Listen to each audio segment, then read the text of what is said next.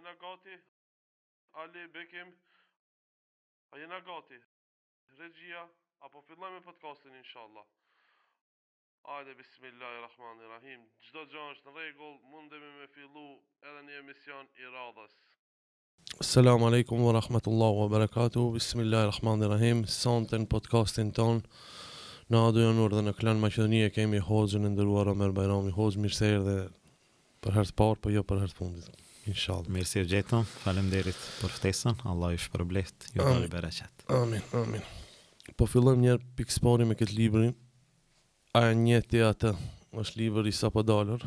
Një koment rreth I librit tuaj. Bismillah, alhamdulillah, wassalatu wassalamu ala rasulillah. Falenderimi I takon Allahut Azza wa Jall, atë falenderojmë dhe vetëm prej Tij ndihmë dhe falje kërkojmë. Salavatet dhe selamet tona ja dërgojmë dashurit ton Muhammedit sallallahu alaihi wasallam, familjes tij, shokëve tij dhe gjithë atyre që e pasojnë rrugën e tij deri në ditën e gjykimit. Edhe një herë Allah ju shpërbleft për ftesën. Allah ju dhash bereqet në këtë aktivitet, në këtë kontribut të juaj, po edhe në gjitha angazhimet dhe aktivitetet tjera. Amin. Sa I përket librit a njeh ti atë, bëhet fjalë për një libër I cili temë kryesore e ka jetën e Muhammedit sallallahu alaihi wasallam.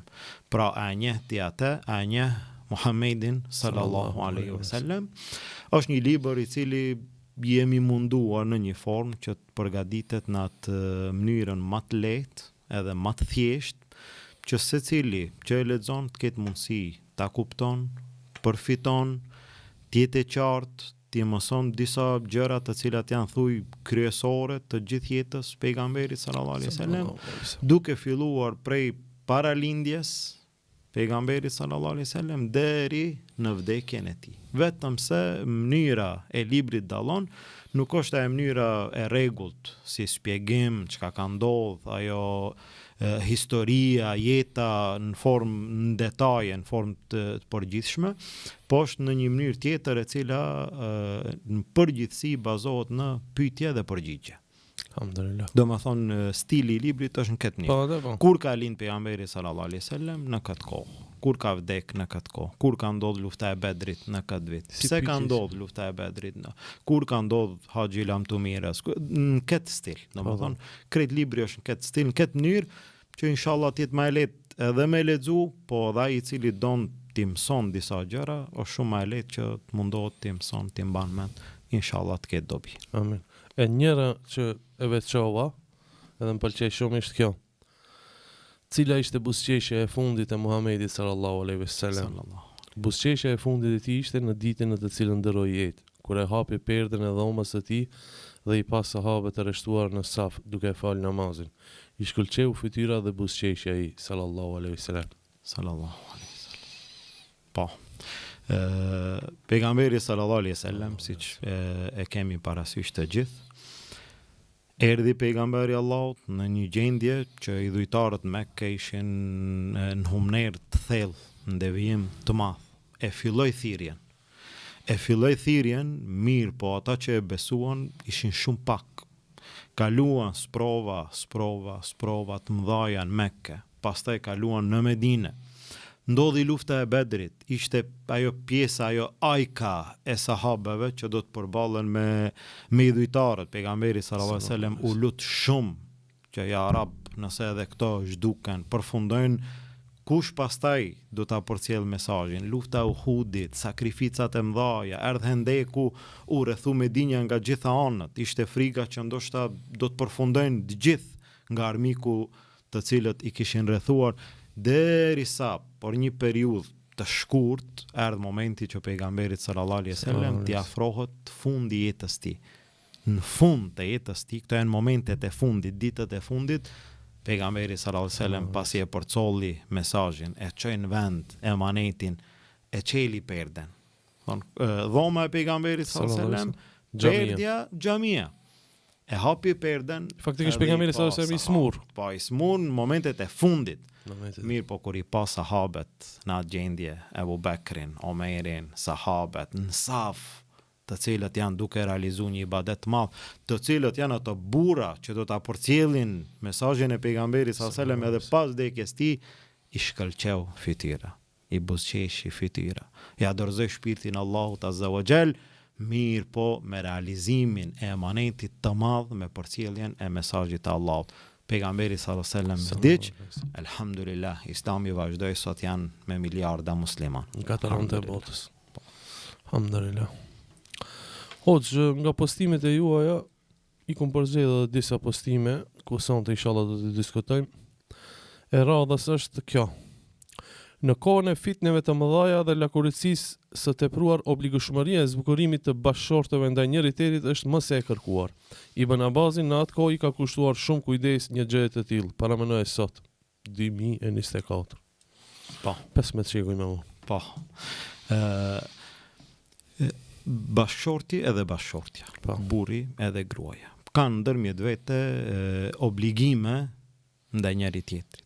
Në mesin e atyre ti themi obligime, pa është një lloj përgjegjësie, është një lloj gjëje e cila i kërkohet edhe burrit edhe gruas, zbukurimi, pamja e mirë, dukja e mirë, burri duket mirë para bashkëshortes vet, gruaja duket mirë para bashkëshortit vet.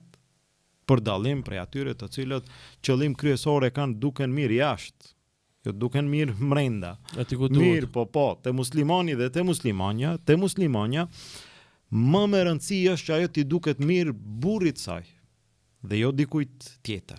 E tash një gjë e tillë kërkohet çdo herë, në çdo martesë, edhe atëherë, edhe sot. Po tash, sa ma shumë që shtohet harami, sa ma shumë që shtohet lakuricia, sa ma shumë që shtohet dalja e njerëzve mënyra jashtë kalimit kufive, atëherë obligimi shtohet edhe ma shumë. Se shembull, nëse një kohë musliman kanë dalë, po nuk kanë pa këtë që ne e shohim sot, atëherë është edhe më e lehtë, se kur kthehet edhe pak me pa diçka mirë, është në rregull. Ama kur del sot edhe sheh gjithçka, ai që don sheh gjithçka, po edhe ai që s'don fatkeqësisht sheh shumë çka, atëherë ai patjetër duhet kur të kthehet të sheh më mirë se sa që ka pa jashtë. Dhe kjo vlen për gratë, vlen edhe për burrat. Absolutisht. Dhe për atë kemi përmend, Ibn Abbasi radiallahu anhu llogaritën atë kohë, po sa fitnë ka pas në atë kohë. Hiç. Kur ka dalë Ibn Abbasi, shembull, çka ka pa rrugëve? Këtë gratë blumë. Kupton? Ose kur kanë dalë gratë, çka kanë pa rrugëve? Kanë pa burra, kanë pa sahabe, kanë pa musliman të mirë, njerëz që e kanë ul shikimin, njerëz që kanë frikë Allahun. Ibn Abbasi në atë kohë ka thonë unë i kushtoj rëndësi. Duke mirë para bashkëshortes. Në atë kohë, po në këtë kohë, si duhet mu duk burri, sot duhet mi kushtu rëndësi hala më shumë. Po gruaja edhe një herë më shumë, nga se fitne e grave është edhe më e madhe. Tepërt. Sigurisht. Allah që përblej këto, që Amin. vërtet një Amin. këshill shumë me men. Postimi tjetër është kështu. Çdo kush që ka rënë në mëkatin e zinas më herët, mirë po është penduar, fetarisht nuk quhet zinaçar. Po, këtu e kemi përmend këtë, po kjo ka të bëjë me disa postime tjera. Po, e pa është që kanë serialisht. qenë domethënë të ndërlidhura me çështjen e zinas. Po. Normal. Kemi qortu, kemi kritiku, kemi fajsu se mëkati është i madh. Absolut. Gjuna i zinas është gjuna tepër i madh. Po megjithatë, tash që mos kesh kupton dikush se tash e ka bë gabimin. Krejt ato fajsime që janë përmend bien mbi atë, me këtë kemi dashur që t'ju bëjmë me dije, jo vetëm zinaja, po edhe gjitha gjunahet tjera.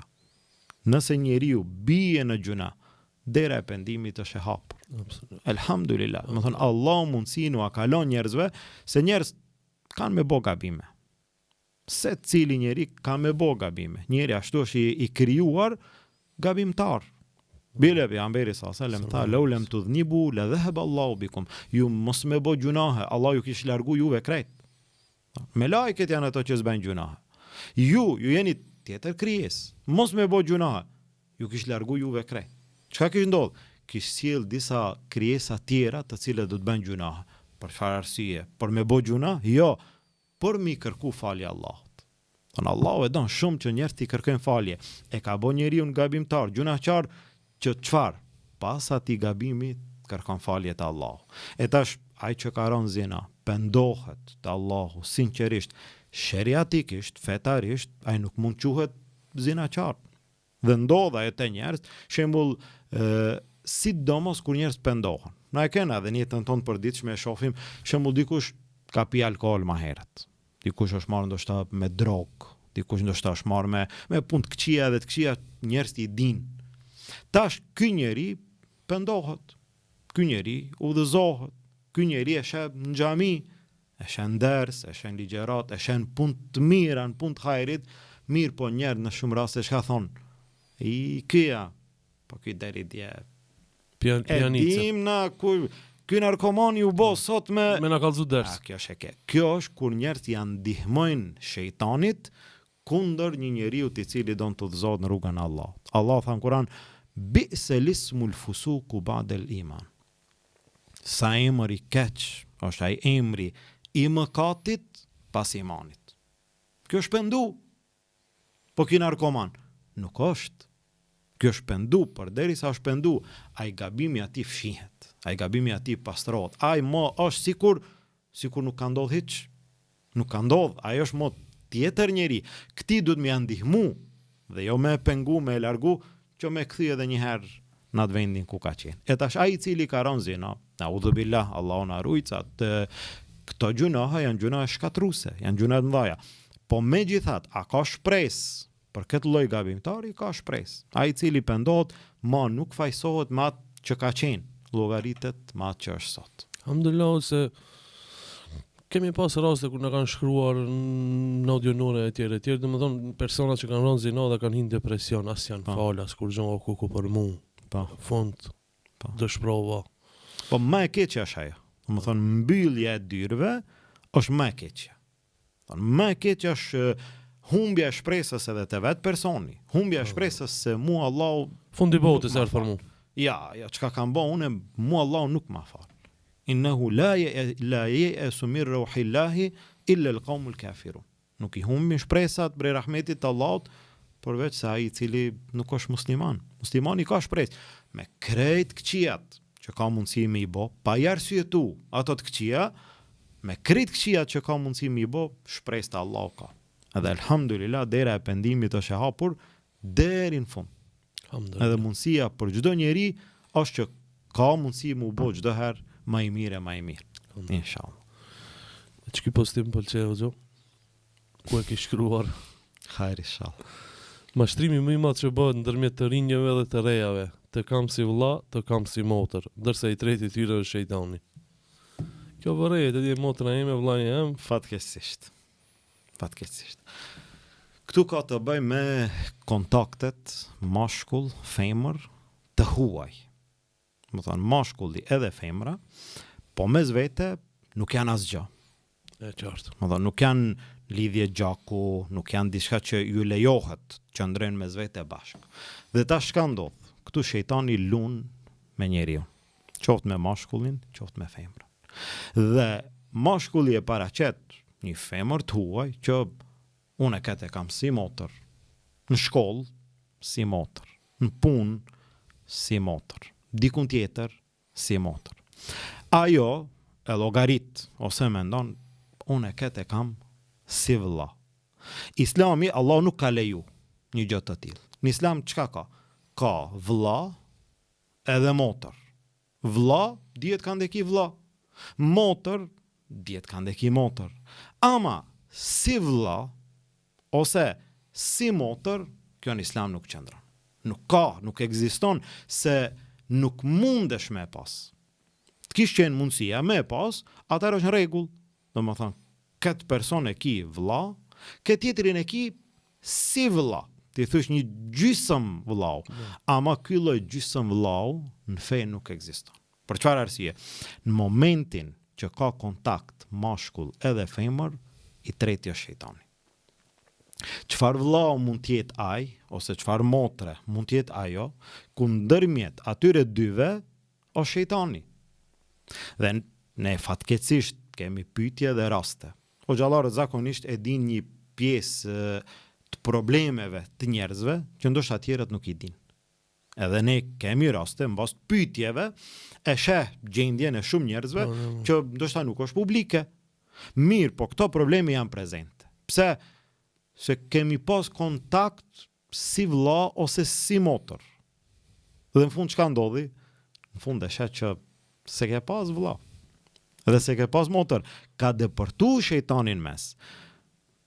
Mashkull edhe femër, Islami i ka vëndu gjitha ato pengesat që mos arrije deri te mëkati, te gjunahu i cili u përmend. Një prej rrugëve që ja mundson e hap rrugën, një prej atyre mundësive është kjo. Unë e kam si vëlla, unë e kam si motër. Ku mbrin atje larg. Mbrin atje larg me hapat thjesht me të cilët i mashtron shejtani njerëzit. Amen. E tash një postim i juaj i cili shpesh e dite motrat tona, gratë, përmenet kjo mos metësh nder, ki met nder, anek një. Po.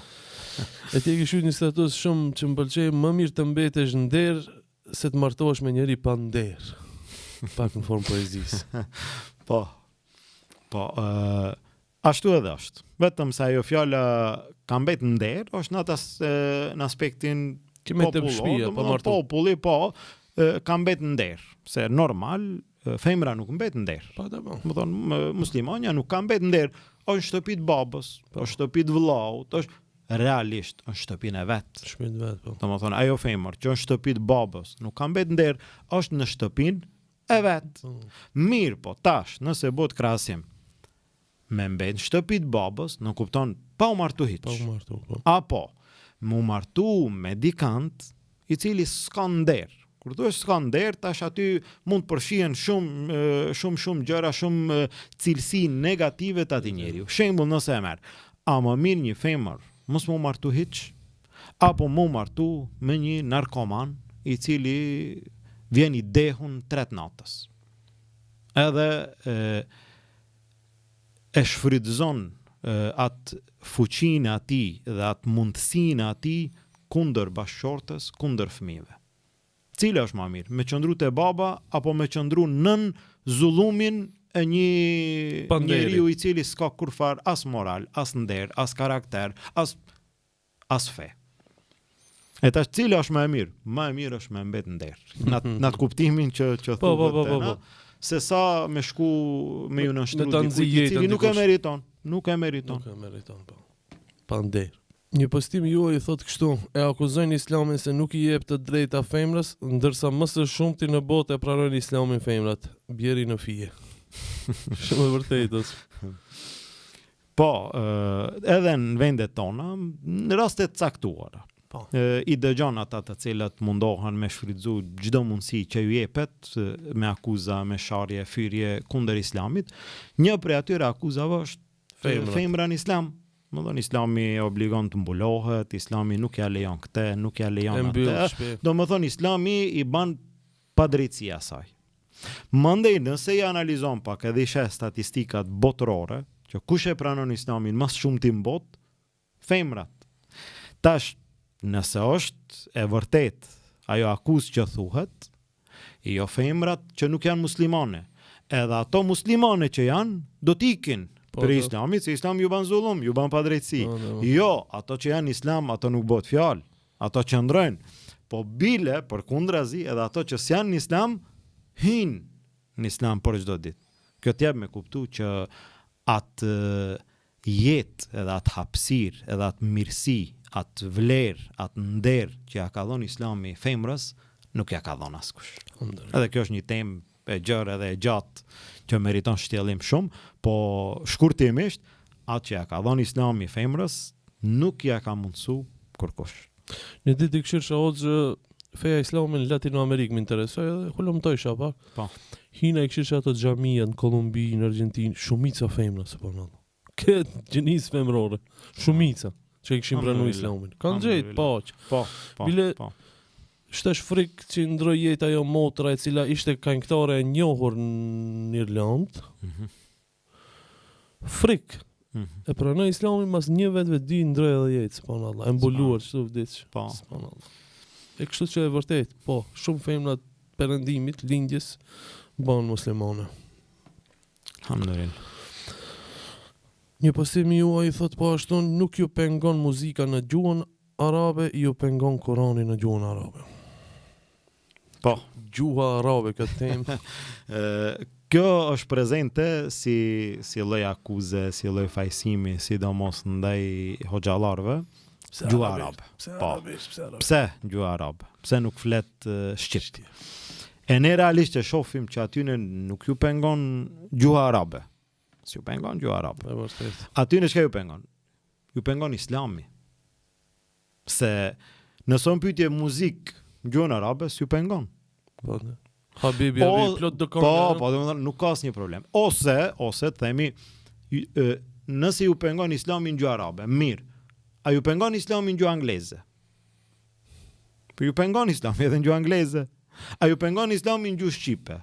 Ju pengon Islam, domethënë nuk është problemi te gjuha arabe, problemi është te Islami.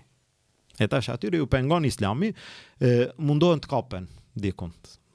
Se normal, e shohin aktivitetin, e shohin përhapjen e të mirave të Islamit, e tash një prej atyre ku mundohen të fajsojnë edhe hoxhallarët edhe thirrjen islame në përgjithësi, gjuha arabe. Edhe pse elhamdulillah, gjuha arabe është pjesë e rëndësishme e Islamit, që nuk ndahet, ne nuk s'kena mundësi me ndajt. Ka, tash ne këtu flasim shqip, nuk ka nevojë për gjuha arabe. Po nëse më pyetje një ajeti është në gjuhë arabe. Nëse më pyetje një hadith, nëse më pyetje një ibadet, adhurim i caktuar. Ti nëse do me hina pa gjuhë arabe ti s'ki namaz. Ti pa Allahu Akbar s'ki namaz. Pa namaz s'ki kur gjë. Po edhe nëse i thu, a do namazin shqip, ja mendon, ju a mendoni se kam u fal shqipa. Po jo, vetë çfarë. Prapa ti ke mu kthith, mos nuk i pengon gjuhë arabe. I pengon Islami. Se do thonë aty, pse ezani nuk e thirrni shqip, e namazin shqip? E ti thuaj aty, pse ti me thirr në shqip namazin? Ti marr në xhami. Larga se ti s'ven hiç as shqipas.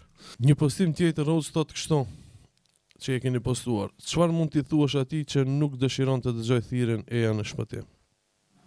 Haja lëm fala. Po. Kjo ka të bëj me ezanin, po fatkeqësisht disa njerëzve ju pengon ezani. Tash nëse ndalesh e analizon, çka thirr ezani?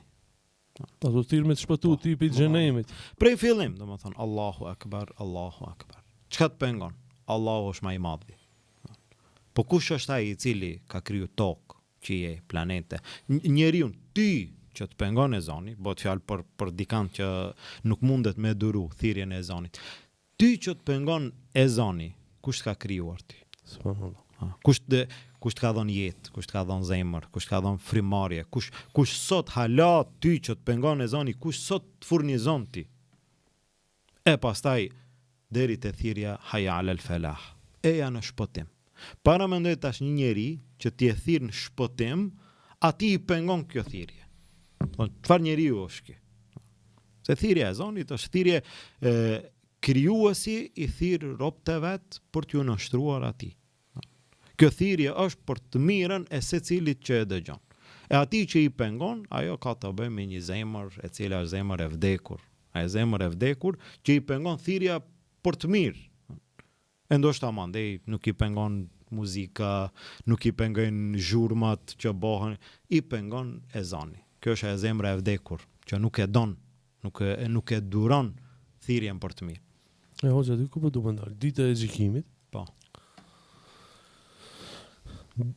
Disa njerëz shpëtojnë, shkojnë në xhenet, disa nuk shpëtojnë, shkojnë në vuajtjen e pafund, në xhenet. E këto që janë përgjigj fjalës hayya fala eja në shpëtim, e kanë falë namazin, këto do të shpëtojnë ditën e gjykimit. Po, alhamdulillah. Alhamdulillah. Pyetja e parë në ahiret, para mendoj në momentin që paraqitet i gjithë njerëzimi, prej Ademit alayhis salam deri te njeriu i fundit që ka me vdek në dunja. Allahu e di cili është njeriu i fundit. Mirë, po paraqitja e gjithë njerëzimit në ditën e gjykimit. Pyetja e parë. Kjo t'jep me kuptu sa është e rëndësishme kjo thirrje. Sa ka vlerë kjo thirrje. Sa ka pesh kjo thirrje në ditën e gjykimit kur njerëz dalin para Allah. Pyetja e parë, pejgamberi sallallahu alajhi wasallam tha, do të jetë namazi i tyre. Shpëtimi që ka thirrë muezini. Ai i cili është fal, alhamdulillah. Hadithin tjetër tha, ai i cili namazin e ka mirë, krejt tjerat janë ma lehtë. Ai i cili namazin nuk e ka, tjerat janë edhe më vështirë. Kjo thirrje është thirrje madhështore për dobin e secilit që e dëgjon. Ati që i pengon. Fatkeqësisht, shejtanit më shumë ti i pengon kjo thirrje. Ka thënë pejgamberi sallallahu alajhi wasallam, shejtanët ikin e tash në raste të caktuara ki edhe prej atyre njerëzve të cilët ikin se s'mujnë me duru këtë thirrje. Allah i na bëf për atyre që shpëtojmë ditën e gjykimit. Amin, amin. Që kjo hoç më ka pëlqi. Këtë më kanë pëlqi. Kështu thot postimi juaj. Hoxha, a mundesh me na bën një rukje se prej pas darsme hiç nuk jam mirë. E darsme si e keni pas, ja kthen hoxha. Vallai be hoxh me muzikë të gjallë, sherrën e kemi pas në darsëm. E po mirë, thërë një sherrën të ju bëj rukje. Hajri, inshallah. Këtu mu me shfrytzu rastin me përmend që spari unë nuk merrem me rukje, domethënë se kena thirrje shumë prej njerëz që kanë nevojë. Dhe normal, rukja është ibadet i caktuar që nuk do të hi në atë temë, po kjo është bënë në një formë si lloj përcjellje një mesazhi të atyre të cilët darsmat i bajnë me muzikë, ndoshta me alkool, ndoshta bura e gra. Mas darsme, kalon kohë shkurt, fillojnë problemet. Dhe ai shero është përmend veç kështu formalisht, që unë po them afrim muçiçi, ne të bëjë rukje afrim muçiçi.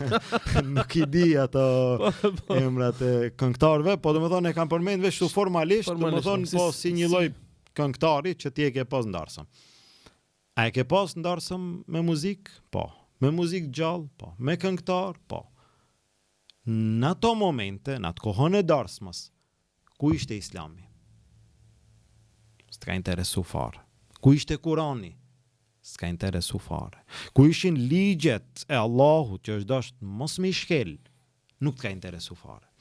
Tash, qefet, gëzimet, ato i ke bon kretë mënyrë të haramit.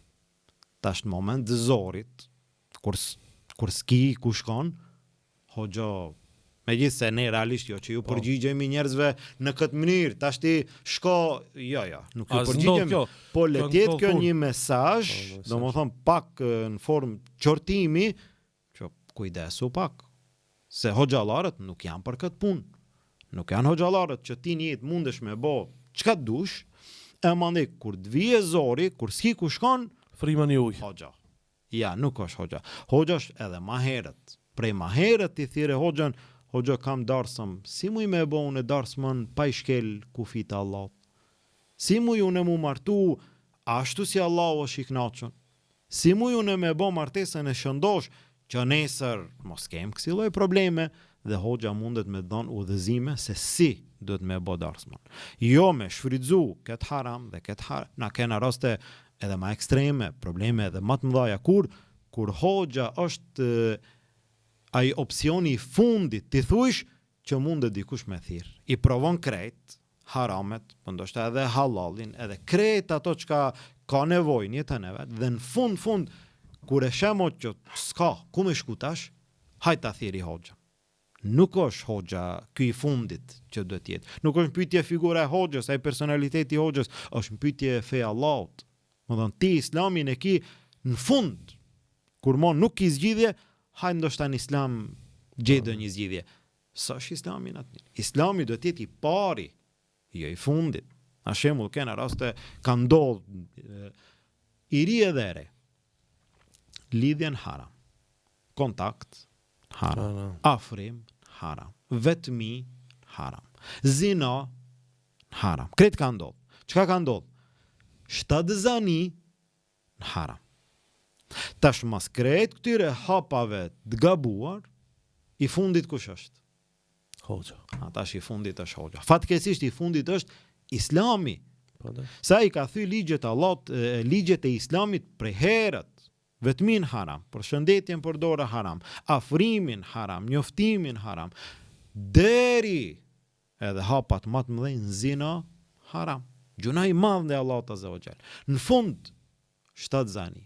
Tash mu i 3, mu i 4, mu i 5. Hoxha jena në zor. Jena në hall të madh. Çka me bo tash? Tash hoxha çka me të bo? Çka thot Islami? Shero. Çka thot Islami? Islami thot prej ma herët.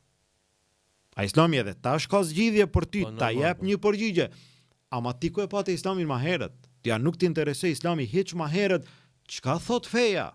Qa unë kum gabu jam taku në haram? Interesohu. Qa unë kam gabu, kam bisedu në haram? Interesoju. Qa ka ndodh një përgdhelje, një lloj haram pak më i lehtë? Interesoju. Deri në shkallën më të lartë. E tash çka me bo? Tash hoxha nuk është ai I cili ka mundësi me gjetë edhe këto zgjidhjet e mëdha që ti patjetër nga njëra anë duhet me pas pasoja. Patjetër tash çka ka me bo? Hoxha mi fshi krejt, me bo që s'ka ndodh? Ka ndodh, problemin e ki prezent. Ka me ta dhon një mundësi, një rrugë, ama në djath ka pasoja, në të majt prap ka pasoja. Pasojat janë pse? Se Islami ka mbet zgjidhja e fundit. A Islami duhet jetë zgjidhja e parë. E jo frimu qiqi. Naudhu billah. E tash është diçka edhe kjo në formë poezisë.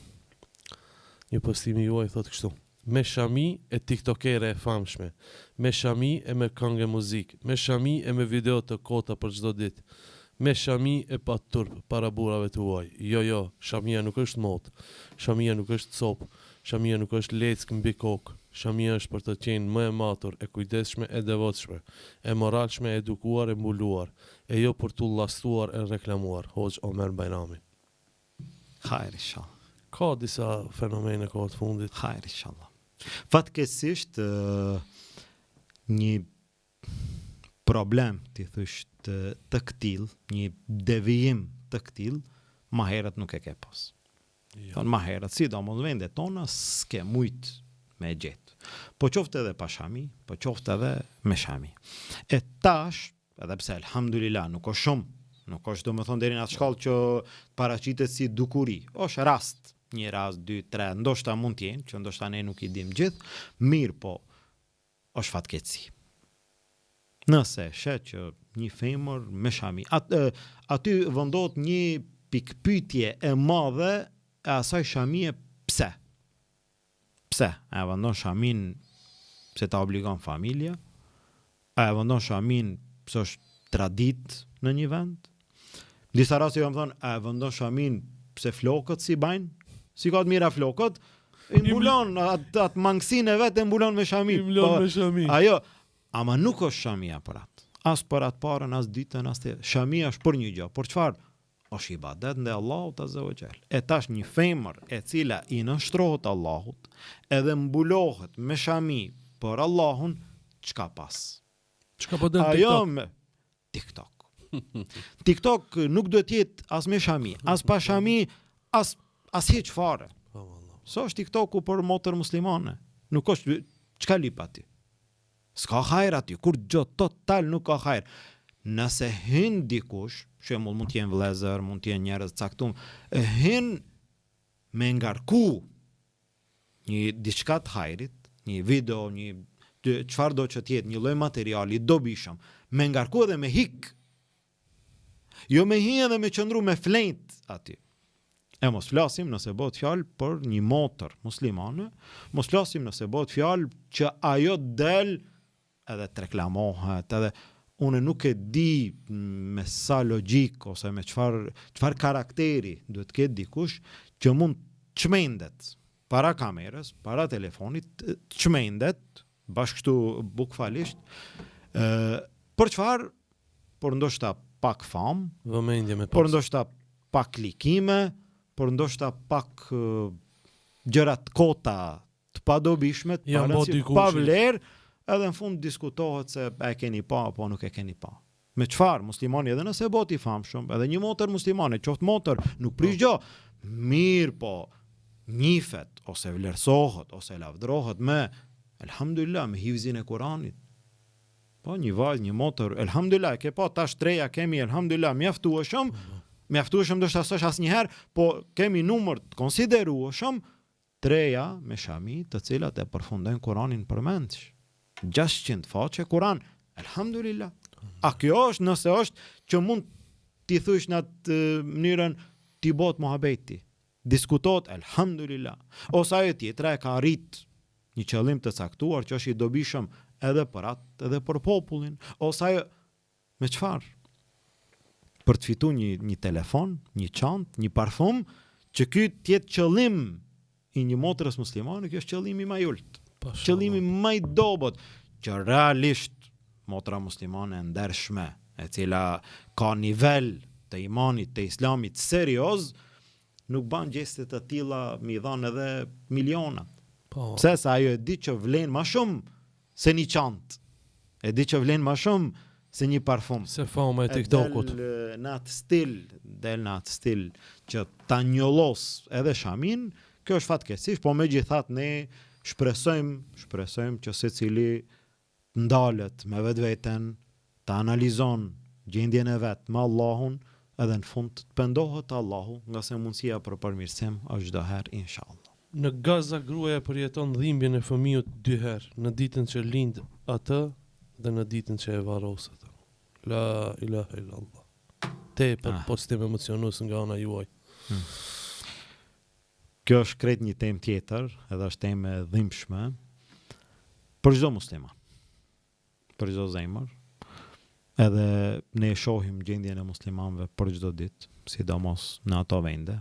E shohim çfarë padrejtësie ju bëhet. E shohim vrasjet, mbytjet, fëmijëve, të grave, të pleqve, pa kurfar faj, deri në këtë shkallë. Thonë deri në këtë shkallë që një grua, jo një grua, po shumë gra, i lindin fëmijët me dhimbjen më të madhe, edhe i varrosin me dhimbjen më të madhe. Kjo është dallimi i shumë vendeve tjera, që edhe vendet tona edhe vendet tjera. Gratë kanë dhimbjen e lindjes. Mirë, po mandej kanë lehtësimin edhe gëzimin e jetës me atë fëmijë. Ati është ndryshe. Ne kanë dhimbjen e lindjes më vonë, ndoshta pas pak viteve, ende fëmijët të vegjël i varrosin me duart e veta. Kjo është dhimbje e madhe, po fatkeqësisht e keqja më e madhe është kur ne nuk kemi në dorë kur gjë përveç se ta lutim Allahun që Allahu gjendjen t'u lehtëson. Allahu t'i ndihmon ata njerëz dhe atë popull musliman të pafajsh. Amin. Mbi 50.000 fëmijë të vrarë, subhanallahu, për një vjet. Subhanallah. O Zot, ato fëmijë inshallah në po për në botën tjetër nuk ka diskutim. Për botën tjetër ato janë garantuar me xhenet prej dunja. Domethënë për botën tjetër, ajo alhamdulillah, është kënaqësia e ahiretit edhe e shpërblimit xhenetit. Mirë, po nga ana e dunjas është dhimbje, është sprovë e madhe, po duaja është për momentin ajo arma jon, fuqia jon që ne mund ta shfrytëzojmë, ta lutim Allahun për gjithë ata atje. Amin. Allah lehtësoj gjendjen e tyre, ashtu që i shkruajt. Amin. Një postim juaj hoc thotë kështu: pas çdo aktiviteti, organizimi dhe ligjëratet të hoxhallarëve aktiv, të cilat i shihni, qëndrojnë vëllezër të cilët bëjnë punë të madhe për realizimin e tyre, e të cilët nuk shihen nëpër ekran asnjëherë. Ata janë pjesë e rëndësishme e davetit të gjithë hoxhallarëve. Allah i shpërblet në dunjë e në ahiret. Amin. Amin. Po, këtë e kam përmend qëllimisht se derset shifen. Po, hoxhallarët shifen. Aktivitetet e hoxhallarëve dihen edhe njihen. Edhe çdo hoxh që është aktiv, populli e di. Mirë, po ai hoxh është aktiv vet. Domethënë shembull një ligjërat që është mbajt në xhami. Hoxha e ka përgjegjësinë me përgatit edhe me mbajt para xhamatit. Mirë. Atë ders, atë ligjërat dikush e ka ingjizu. Po. Atë ligjërat dikush e ka punu. Montazh. Po. Atë ligjërat dikush e ka rregullu. Atë ligjërat dikush e ka ngarku. Kush është ky? Nuk njihet. Po, domethënë nëse është pyetje për një ligjërat, po nuk është pyetje një ligjërat. Janë pyetje edhe shumë se ende tjera, punë tjera, të cilat bëhen. Tash aktiviteti i hoxhallarëve duket normal, ajo baza kryesore është ajo që bëhet aktiviteti i hoxhallarëve. Mirë, po. Në disa raste ndoshta pa disa vëllezër për rreth, edhe hoxhallarët s'mujnë me bë. Shembull ti si hoxh nuk mundesh me njerë me lshu kamerën. Ka ndodh, raste caktuara më herët, ka ndodh. Edhe unë vet personalisht më ka ndodh. Shembull e ke vëndu kamerën, ke shku, e ke lëshu kamerën, ke dal, ke mbajt një ligjerat, një spjegim, e ke përfundu, ke shku, e ke ndal kamerën, mande e ke marrë, e ke regullu, e ke ngarku në YouTube ose varsisht. Ama shumë e lodhshme, a shumë e vështirë. E tash kretat punë, po edhe shumë punë tjera që bëhen, i ban dikush tjetër. Ai që i ban, ai nuk është një, janë shumë, elhamdulillah, janë shumë, të cilët nuk duken. Edhe unë e kam dash pak, do më thonë me e përmend që edhe njerëz me ditë, po edhe me u lut për këta njerëz. Se zakonisht janë duajat në komente, po edhe kështu në takime, për hoxhallarët, Allah ju shpërbleft, Allah ju ndihmoft, Allah ju dhaj bereqet, këtë është në rregull. Unë e kam dash që një pjesë pak duas, me marrë edhe këta tjerët, se ne punem bashk.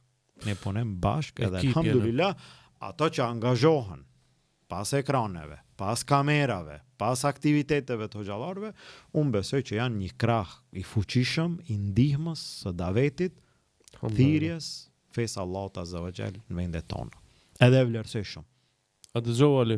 E vlerësoj shumë.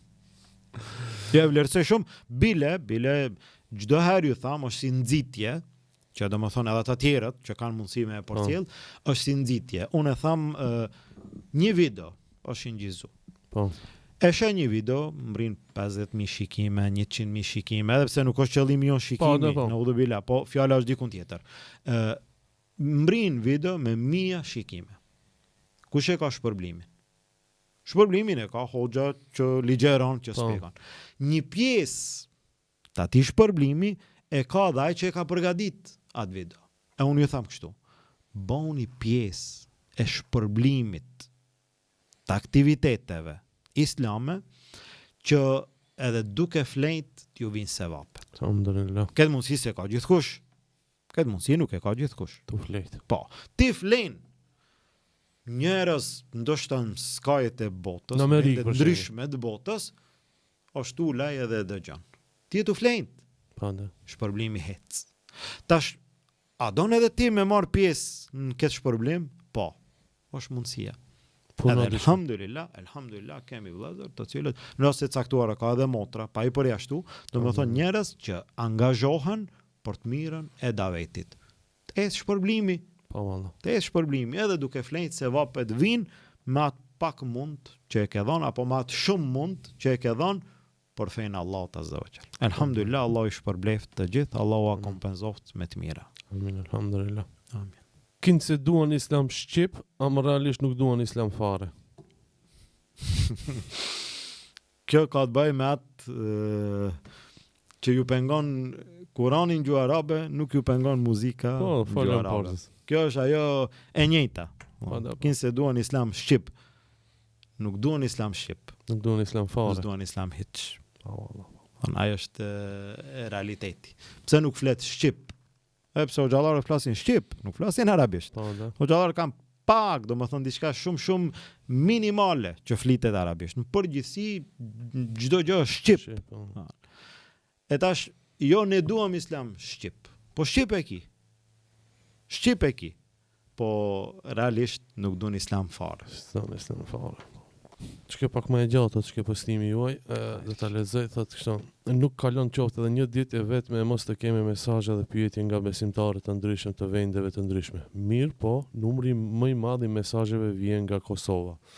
E çështuarja e xhamatit, udhëzimi i të rinjeve, mbushja e xhamive me student i pengon atyre që janë kundër islamit, e të cilët vazhdimisht dhe në çdo mënyrë mundon të paraqesin gjendjen ndaj islamit në këtij vendi ndryshe. Allahu i ruajt muslimanët në Kosovë dhe në çdo vend tjetër. Islami në Kosovë. Po, është e vërtet. Në pyetjet janë shumë. Dhe alhamdulillah që pyetjet janë shumë. Interesimi është i madh. Fatkeqësisht ne s'kemi mundësi me ju përgjigj gjithë. Mbeten pyetjet shumëta pa ju përgjigj. Inshallah gjejmë mirë kuptim me gjithë ata të cilët intereson edhe bajnë pyetje se s'kemi mundësi. Domethënë nuk është mundësia me mbri, mu aktiv përgjigjen gjithë. Mirë, po e sheh që interesimi i madh është prej muslimanëve në Kosovë. për çfarë arsye, unë ashtu e shoh, domethënë për çfarë arsye në disa vende të caktuara sulmohet Islami më shumë. Pse? Se e shohin ringjalljen, rizgjimin, aktivitetin, i shohin trit në përxhamia, i shohin trejat mbuluara, e shohin interesimin, se ne edhe në kontakt me xhallarët e vendeve ndryshme, e shohim që interesimi është shumë i madh. Shumë i madh. Elhamdulillah, bile në disa raste ju thamë, ju na e keni kalu neve. Thënë jo, shkupi shqiptarët e Elhamdulillah. Elhamdulillah, edhe këtu o mirë, edhe atje o mirë. Po në disa raste ju thamë kështu serioz. Vërtet. Keni kalu se punohet shumë, ka aktivitet shumë, ka rini shumë, interesim shumë, edhe normal tash, edhe fajsimi do jetë shumë, akuzat do jenë shumë, sulmet do jenë shumë. Pse? Se dikujt i dhem ajo pamje.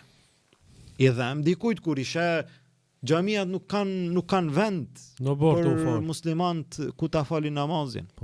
Bile i kemi postu disa xhamia me radhë, ne i kanë dërgu vëllezër ndryshëm në vendeve ndryshme. Në shumë xhamia xhamati falet jashtë. Në shumë xhamia xhamati falet jashtë. E tash kjo është gjendja. Edhe normal dikujt i dhem ajo. Po elhamdulillah. Unë mendoj që aty edhe vende tjera në përgjithësi ka hajër të madh, ka dobi të madhe, ka interesim jashtëzakonisht të madh. Edhe elhamdulillah, të ban që të gëzohesh. Elhamdulillah, unë e kom vërejt edhe një sen tjetër. A e ki vërejt në komente, shumicët që ka e shojnë islamin njën pleq. Për 50 vet, 60 vet. Pitrive rallë gjende një. Trit e kanë kuptu feja. Nuk e di, edhe pse unë e mendoj kështu, një pjesë e atyre komentuesve, akuzuesve, një zhurmë më e madhe bëhet prej atyre, edhe pse janë pak. Normal. Edhe një heshtje e muslimanëve në përgjithësi është, edhe pse janë shumë. Domethënë, zhurma e madhe, se jo që janë shumë. Zhurma është e madhe, shumica dihet në këto vende kush është. Edhe kjo më ka pëlqy shumë ajo. Kena me dal pse çish tek. Hajr inshallah. Inshallah nuk e kuptohemi nga shikues. Domethënë kështu është. Kur të pyesin me lejket në varr, cila është feja jote, a do të përgjigjesh atyre feja ime është shqiptaria. Kena me një varr këtë. Po. Edhe s'kena me jetu 500 vet. Ajo është tash e shes sa është prezente tek disa njerëz. Normal. Prap themi domethënë kjo është pakic, nuk është shumic, po megjithatë, një pjesë e njerëzve shqiptarin mundohen me fut në çdo kund, në çdo vend, me drejt ose pa drejt, me vend ose pa vend. Pse ne jemi shqiptar. Ne nuk e mohem asnjëherë që jemi shqiptar. Bile në disa raste ju kam thonë, ne jemi më shqiptar se ju. Po ne. Si ju jeni më ti me këtë mjekër, je më shqiptar, domethënë cilat janë parimet, rregullat që dikush jetë shqiptar. Nëse është pyetja me mjekër, nuk je shqiptar, atëherë domethënë, pa mjekër, është shqiptar. Me njerë shkon mendja të Adem Jashari, të figura, të Skënderbeu, kanë qenë me mjekër, të cilët kanë qenë me mjekër, që janë shqiptarët më të mëdhej, si mas gjithëve, tash cili është parimi, cili është rregulli. Ne jemi shqiptar më shumë se ju. Mund bëhet krahasimi. Nëse dikush thotë unë jam më punëtor se ti, e shohim punë, cili ka bë punë më shumë. Ai që ka bë punë më shumë është. Dikush thotë unë jam më i shpejt se ti. Ani bëjmë 100 metra. Po, edhe shohim cili është më i shpejt. Dikush thotë unë jam më i ditur. Ani dalim një debat ose një lloj ka mënyra me pa ty. Na jemi më shqiptar se ju. Po me çfarë? Po me çfarë dëshmon ti? Shifiti hoxhallarët në kohën e luftës. Shihë sakrificën e popullit në gjendjen më të vështirë. Shihë sot edhe atëherë kontribuesit më të mëdhej tyre trojeve janë muslimanë shqiptar, cilët janë më shqiptar.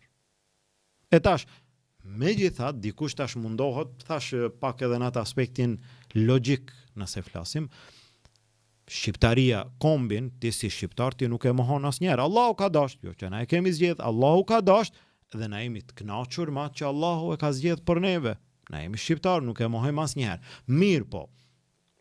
Jo çdo kund mundesh me fut shqiptarin. Po, ne. Jo çdo kund, ajo ka një logjik. Kur të flitet për kompsia e këtij populli, është në rregull. Mirë, po. Tash nëse flet për një shkollë, lënda më e mirë e kësaj shkolle është shqiptaria. Nëse flet për një librari, libri më i mirë i krejt kësaj librarie është shqiptaria. Nëse flet për një spital, drejtimi më i mirë nga ana e mjekësisë ose operacioni më i madh, më i mirë, më i suksesshëm që është bën këtë vend është shqiptaria. Dhe në çdo drejtim, jo. Nuk është shqiptaria gjithkund, ajo ka vendin e vet. E tash feja shqiptaria. Feja është diçka, shqiptaria është diçka tjetër. Tash edhe në fe me fut shqiptari. Dhe ti e sheh që këtu unë e shoh një lloj krahasimi tepër i dobët, që as në aspektin logjik nuk qëndron. Kur flitet për fe, si bëhen krahasimet? Tash krahasimet zakonisht bëhen me gjërat që janë të njëjtit lloj. Nuk bëhen krahasimet me gjërat që janë të llojit ndryshe. S'mund tash bëjmë një krahasim, shembull, nëse bën krahasim veturat. Cila veturë është më e mirë? Automatikisht njerëz tash bëjnë krahasim a Mercedes, a BMW. Ha? Nëse bën krahasim për njerëz të caktuar, nëse bën krahasim për futbollistat. Ha? Triti sheh që bën krahasim tash a Ronaldo, A Messi. a Messi. Ha? Pse krahasimi ku është? Që aty.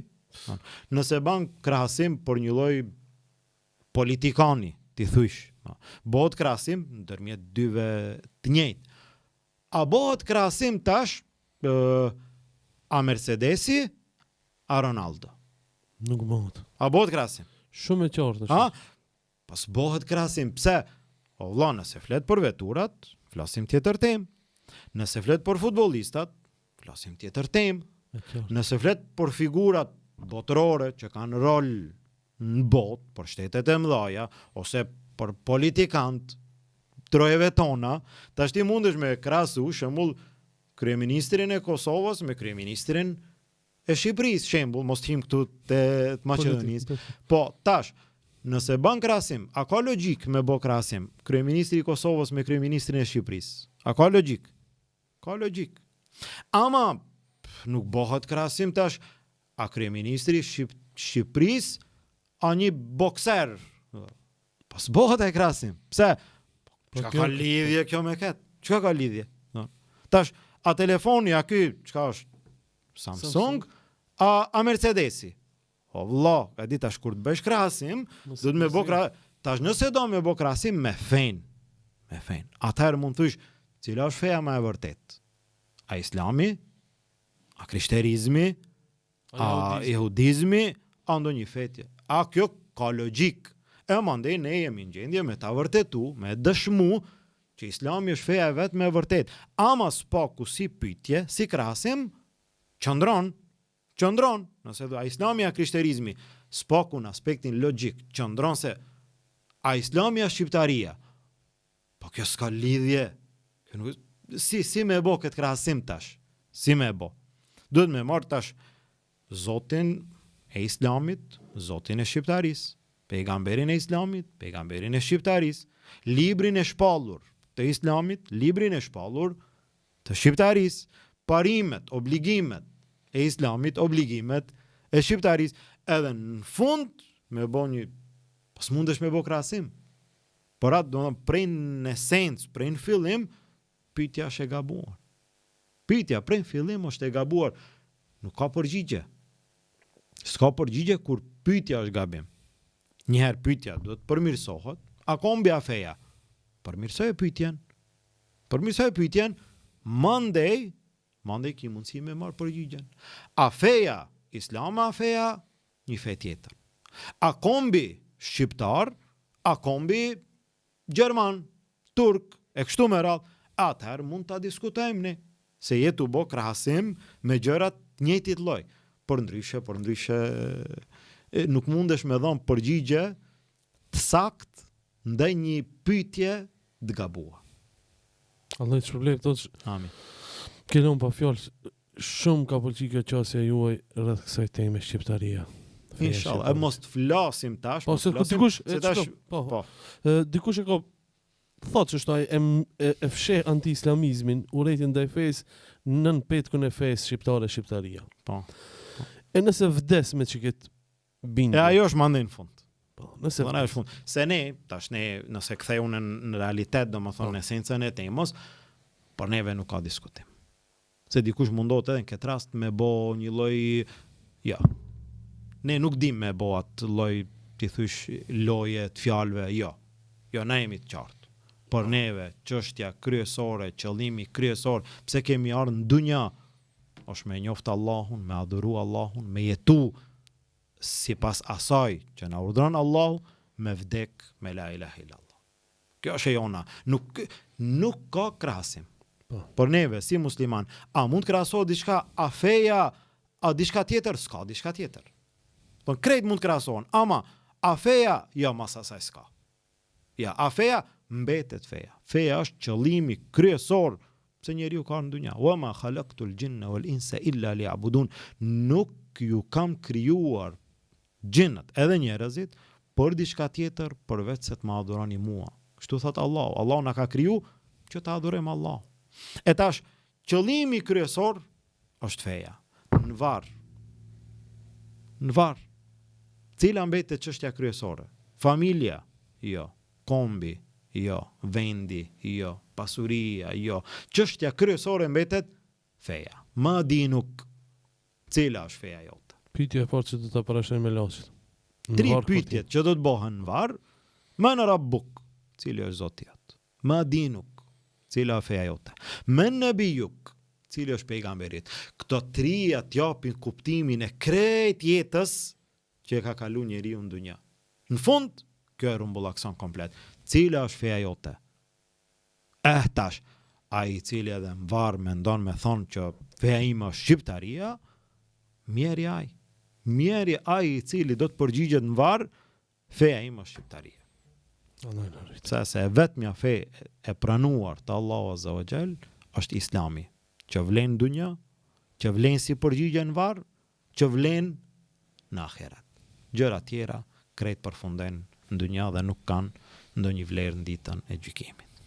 Allah të shpëlbeft. Amin, amin edhe ju. Nuk janë rritur disa gazetar përveç se duke i sharë disa hoxhallar. Injorimi i tyre përgjigje më mirë ndaj tyre.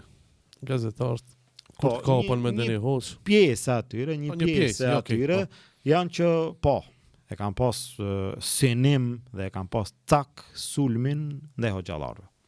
Konkretisht edhe me ju vjen më shpesh. Fatkeqësisht i tham, ose në disa raste fatmirësisht, si dush mund t'i themi, edhe ne kemi qenë pjesë e asaj. Një ligjerat është për muslimant. Muslimant e kuptojnë, nuk është problem te muslimant. Mirë, po kur e dëgjon një palë tjetër që se ka idenë e islamit, mandej shkakton keq kuptim. Ose e nda një pjesë, si i konvenon, edhe nxjerr. Edhe disa herë, bile në disa raste mo vetëm se ishim kështu të ditë përgatitun, si e shet që vinë mesazhet me akuza, me faj, me sharje, me kërcënime në disa raste, pas ka ndodhë diçka. Hajde ta holum. Çka ka ndodhë? E di çka ka ndodhë. Kur hinë sheh, filan gazeta, filan gazetari kanë fol kundër, kanë shpif, ndoshta ka ndodhë shembull, ka ndodhë me shpifje. Po. Jemi akuzu, titulli shpifje, nëse hinë brenda s'ka kur gjë. Ama njerëzve ju mjafton titulli. Pa hime pa realitetin, edhe mandej mesazhet. Megjithse disa janë rrit në këtë mënyrë, duke i shajt hoxhallarët. Ajo që më shumë kemi dashur të themi, është se në disa raste dikush flet qëllimisht, humbet. Më thonë nuk ka asnjë lloj vëmendje në popull, ku me gjet dikund. Ku me gjet dikund që njerëz pak të më shohin se edhe unë jam këtu, po atëherë fillon me një shkrim ose me një akuzim ndaj një hoxhës, ajo që është më me rëndësi, i shet tjerët mandej duke komentu. Po. Ai arrin qëllimin. Komentet i do. Domethënë, arrin qëllimin, dikush është i kënaqur edhe me shajt në komente, veç mi komentu. Shaje sa dush, kryesorja mi komentu, me bo pak zhur. Ne me këtë kemi dash themi, hiç mos i komento. Injoroje, le të vdesë mat mlefin e vet nëse nuk pendohet. Të tharasësh që gruaja të jetoj si mbretresh e burrit të mbuloj çdo nevojë dhe harxhim të saj që nga thirrje për dhunë ndaj grave. Bjeni në fije. Kjo ka të bëj me një kohë kur kemi pas disa postime për drejtat, obligimet që i takojnë femrës në islam. Dhe një prej rasteve, prej postimeve ka qenë kështu. Në shumë raste, shumë gra ankohen se shtëpijat e tyne kanë obligime shumë. Këtë e ki prezente, e gjenë. Kanë shumë punë, shumë angazhim, shumë obligime, në rregull. Nuk e mohon askush. Gratë kanë obligimet e veta, burrat kanë obligimet e veta. Mirë po. Nëse ka aq shumë obligime, pse kërkon me dal me punu jashtë? Tash, nëse të njëjtën kohë don me dal me punu jashtë, atëherë, ose janë pak obligimet e shtëpisë, ka kohë me dal me punu jashtë, ose ajo që thuhet se ka obligime tepër, nuk është e vërtetë. Këtu cila qëndron? Mandej e shet disa që na kanë akuzu se ne nxitim, ai lloj i atyre, se ne nxitim ose bëjmë thirrje për dhunë ndaj grave. Ku është dhuna? Ku është thirrja? Ku është thirrja për dhunë, për kundrazi, ti çka thua, ose jo ne çka thojmë, se nuk është më rëndësi. Islami çka thot? Islami çka thot? Ar-rijalu qawwamun 'ala an-nisa. Burrat janë ata që udhëheqin. Burrat janë ata përgjegjësit me përparën shpe ndaj grave. Për çfarë? Bima faddala Allahu ba'dahum 'ala ba'd. Një arsye është që burrave Allahu ka dhënë disa cilësi pak më shumë se gratë. Bëhet fjalë për fuqinë, që burri mund të udhëheq, burri mund ta luajë një rol që ndoshta gratë s'munden me lujt në aspektin e dobësisë që ju takon grave. Arsyeja tjetër, Allahu ka përmend në Kur'an, wa bima anfaqu min amwalihim. Dhe për shkak se burrat shpenzojnë me pasurinë e tyre. Tash, në Islam gruaja ka pasuri, nuk ka pasuri, ajo është problemi vet. Burri e ka obligim të kujdeset për atë. Islami jep këtë mundësi. Do me thonë, është në shtëpi të babës, baba kujdeset. Është shtëpi të burrit, burri e ka obligim të kujdeset për gjitha harxhimet që i takojnë asaj. Kjo është thirrje për dhunë, është thirrje për ngritje dhe për gjitha të mirat në jetën e vet.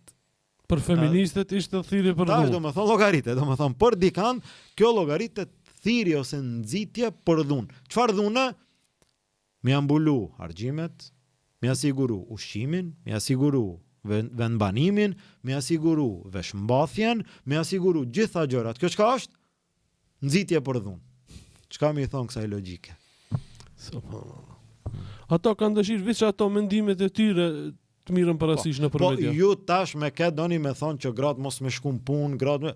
Ajo është temë tjetër. Është temë tjetër. Ai hoxha kur ju besoj që kur ju jeni kundër mu punsuni gruaja në vend. Jo, na jemi kundër nëse shkelen kufit e Allahut. Na nuk jemi kundër nëse nuk shkelen kufit e Allahut. Kur shkelen kufit e Allahut? Nëse gratë shkojnë punën me burra të përzier.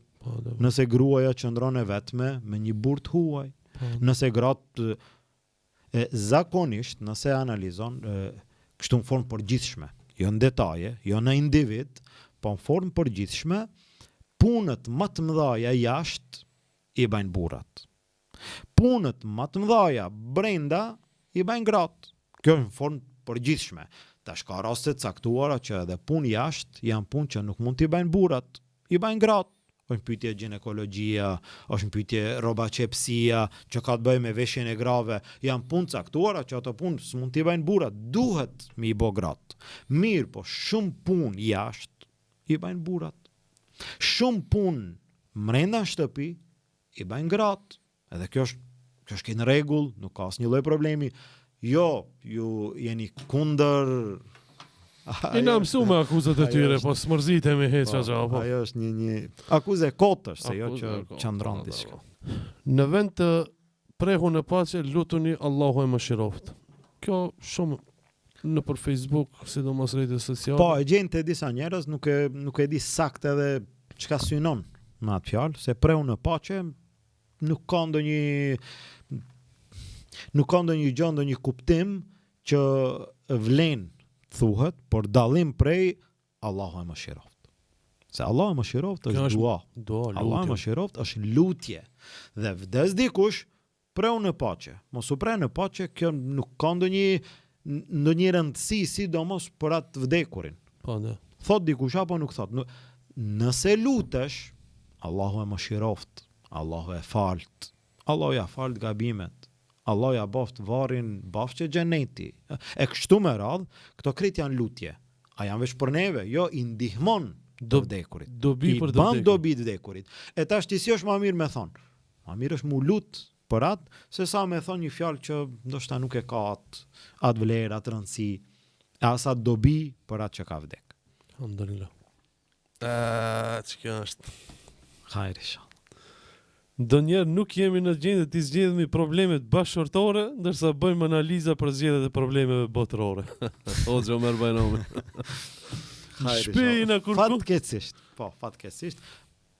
Na ndodh, ndoshta na ndodh në përgjithësi në shumë raste, na ndodh që diskutohet. E keqja është kur ne e marrim atë nivelin, e ngritim nivelin e vetvetes se ne jemi për atë punë. Ne mundemi, ne japim mesazhe publike, ne flasim për edhe në fund e shet që ne nuk jemi. E mi tregu vetes që ne nuk jemi, kjo nuk është nënçmim. Në disa raste njerëz të marrin si lloj, nuk është nënçmim. Unë nuk jam i thirrur për këtë punë. Unë nuk jam kompetent për këtë punë. Unë jam për këtë punën tjetër. E në disa raste fatkeqësisht jemi kompetent për çdo gjë.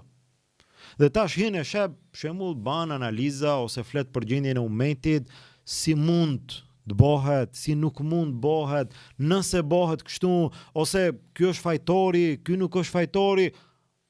Mande fajnë se në gjenë në shpit vet, a është fajtor burri a gruaja? A është fajtor vjeri a vjera? Nuk mund me zgjedh problemet ma thjeshta, që ato ndoshta mundet me zgjedh, me dhonë ma shumë mundohet dikush me zgjedh. Edhe kjo është ajo dobësia jonë, që ne në disa raste japim vetes hapësirë dhe mundësi, e ngritim veten ma shumë se sa që na takon.